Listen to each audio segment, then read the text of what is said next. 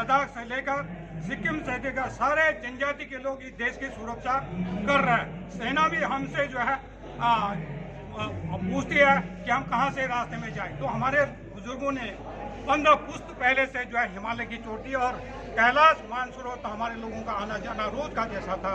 इसलिए मैं अपनी पंडित नैन सिंह रावत जी ने तो एशिया के पीठ में उन्होंने जो है अपने देश के लिए लंदन ले जा रहे थे वहाँ के अंग्रेज लोग, और उन्होंने घोड़े के टापू में जो है मतलब सर्वे किया। वो भूगोल भी था, इतिहास भी था, और सर्वेक्षक है उनके सर्वे ऑफ इंडिया में उनकी मूर्ति लगी हुई है, वो भी जो है सर्वे ऑफ इंडिया के लोगों ने, और लंदन व्हाइट हाउस में उनका मूर्ति लगा। अंग्रेजों ने उनसे सीखा, और उनकी देखिए उनकी माता जी को याद था कि मेरा बेटा आएगा।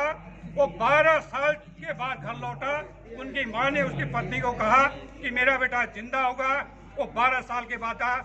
उनकी माँ ने कहा कि अपनी बहू से कि आप हर साल एक ऊन का जो वस्त्र बनाइए।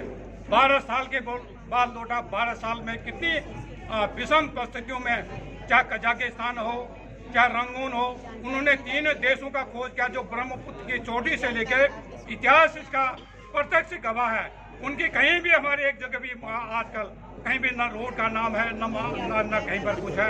इसलिए मैं राष्ट्रीय अध्यक्ष जी कहूँगा, और मुझे बड़ी खुशी हुई कि हमारे देश का राष्ट्रपति भी जो आज द्रौपदी मुर्मू जी राष्ट्रपति है। हमें गदगद हो रहा है कि वो राष्ट्रपति बनी, और उससे भी आप यह संदेश भेजेंगे कि आप हिमालय का एक दो भ्रमण करेंगे। जनजातियों का इतिहास आज नहीं 4000 साल पहले का इतिहास मिलेगा। पूरी दुनिया इस जनजाति के लोगों को खोजती है, चाहे मैदान हो चाहे पहाड़ हो। मैं इन्हीं शब्दों के साथ राष्ट्रीय अध्यक्ष राम सिंह पांगती जी ने तो बाद में नहीं शेर सिंह पांगती जी ने जो हमारा वंशावली जो लिखा, वो राम सिंह बाबू और पंडित नैन सिंह ने जो पूरा जो इतिहास लिखा, उसके ऊपर जो है शेर सिंह पांगती जी ने 2 वंशावली बना रखे। पहला एक वंशावली, उसमें धार गाछ चट्टान कितने भी है, कितने नदियां हैं, कितने पहाड़ है, कितने हिमालय की चोटी किस चोटी पे जाता है, क्या क्या जड़ी बूटियां होती है, क्या क्या उनके काम करते हैं, क्या वहाँ की महिलाओं ने विषम परिस्थितियों में जूझना सीखा या वहाँ के पुरुषों ने जूझना सीखा। ये सारे क्षेत्र में कलेक्शन करके हमारा जो शेर सिंह पांगती जी जो थे उनने 2 वंशावली बनाई। एक पहला बनाया, एक बाद में बनाया, और उसमें जो है उनसे भी बड़ा दुर्लभ काम जो है हमारा जो है उन्होंने संग्रहालय भी बनाया।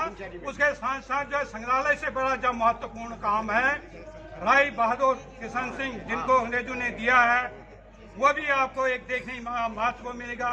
और जब देश आजाद के दौरान में 1952 में पहला पद्मश्री लक्ष्मण सिंह जंगबंगी जी को नेहरू जी ने दिया है। यह इतिहास गवाह है, देश में पहला पद्मश्री मिलना। और पंडित नैन सिंह को तो पंडित की उपाधि जो है ब्रिटिश गवर्नमेंट ने दिया।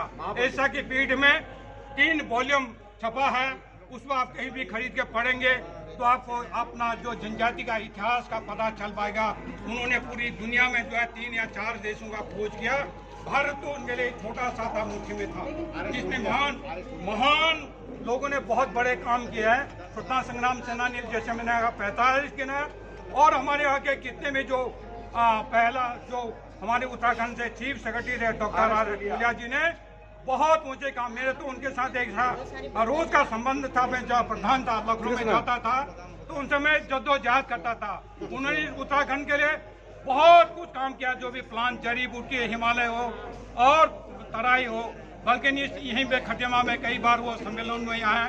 दूसरा चीफ सेक्रेटरी हमारे जो है नवल सिंह नवलचाल जी रहे, वो जनजाति से रहे, उन्होंने भी बहुत अच्छे काम करके मैं इन्हीं शब्दों के साथ पुनः जो है वीर बहादुर सिंह जी को या मेरा सौभाग्य उनका दर्शन करने का मिला मुझे। मैं आप जरूर हमारी यह संदेश राष्ट्रपति के साथ को देंगे, और उन्हें जो है हमारा अपील हम लोगों ने हमारा अध्यक्षा पूजा जंगपांगी जी ने राष्ट्रपति जी को निमंत्रण भेजा है। वो वहाँ इसी वेशभूषा में हम लोग 40-50 लोग अगर जाएंगे तो वहाँ भी आपको हम जरूर संपर्क करने की कोशिश करेंगे। राष्ट्रपति मोदी से जरूर इस जनजाति के इतिहास तराई से लेकर हिंदुस्तान के चाहे किसी भी कोने में, चाहे वो महाराष्ट्र के समुद्र के नजदीक रहते हो चाहे हिमालय की चोटी पर रहते हो, देश के लिए बहुत बड़ा काम किया है। ये इतिहास संस्कृति हमारा जिंदा रखने के लिए सरकार ने पुरातत्व विभाग से खोज कराना चाहिए हिंदुस्तान में, ताकि इतिहास दुनिया में पता चले कि उत्तराखंड या उत्तर प्रदेश, हमारा बिहार, भारत के जनजाति के लोग किस तरह से विषम परिस्थिति में रहकर अपना जीवन यापन करते हैं। मैं इसके साथ साथ एक और हमारे राष्ट्रीय अध्यक्ष से निवेदन करना चाहूँगा। हमारे उत्तराखंड में एक जनजाति ऐसे हैं जो राजी जनजाति से न माने जाते हैं, उनकी संख्या मात्र 1000 भी नहीं रह गया। अगर मानव इस धरती पर नहीं रहेगा तो दुनिया में और की क्या रह सकती। बाघ तो हमारे पास अफ्रीका से आ रहे हैं, 100 करोड़ 200 करोड़ देके, लेकिन मनुष्य को जो है नहीं खरीदा जा सकता है। यह अलौकिक चीज है। उस जनजाति के भी संरक्षण तत्काल राष्ट्रपति मोदी से कह के उसका संरक्षण किया जाए, और उनके साथ वो भोले भाले लोग आज भी कुभाव में रहते हैं, आज भी कंदराव में रहते हैं, जबकि उस जाति से हमारा विधायक बनाया गया था। हमें बहुत खुशी हुई, लेकिन गगन सिंह रजवार वो 2 बार विधायक बना, बहुत खुशी हुई, लेकिन वो जो जाति दुर्लभ संरक्षित उसको करना ये उत्तराखंड में, यह सब हमारे राष्ट्रीय स्तर के जनजाति का कर्तव्य है। उनकी संख्या मैं बता रहा हूँ, लमसम नहीं, मैं लगातार चिट्ठी लिखता रहता हूँ।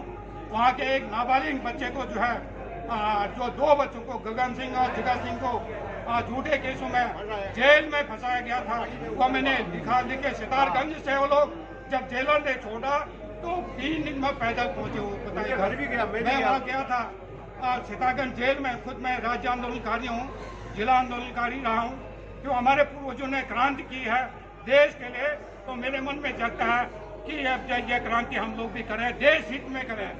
लेकिन हम देश हित नहीं चाहते हैं, और जनजातियों का जो है दमन या उत्पीड़न होता है। यह राष्ट्रीय आयोग और हमारा जो उत्तराखंड का आयोग क्या काम कर रहा है, राष्ट्रीय अध्यक्ष से मैं निवेदन करूंगा, अब इनको डाटा मांगा गया। राष्ट्रीय अध्यक्ष जो बनते हैं आयोग के और उत्तराखंड में, ये उनकी पूरी जिम्मेदारी होती है। उनको भत्ता, टीए, लाल बत्ती का गाड़ी मिलता है, लेकिन उन्होंने सारे हमारे उत्तराखंड के जनजातियों का कहाँ क्या परेशानी हो रही, ये उन्हें देखना चाहिए। जय भारत, जय उत्तराखंड, जय जनजाति समूह। धन्यवाद।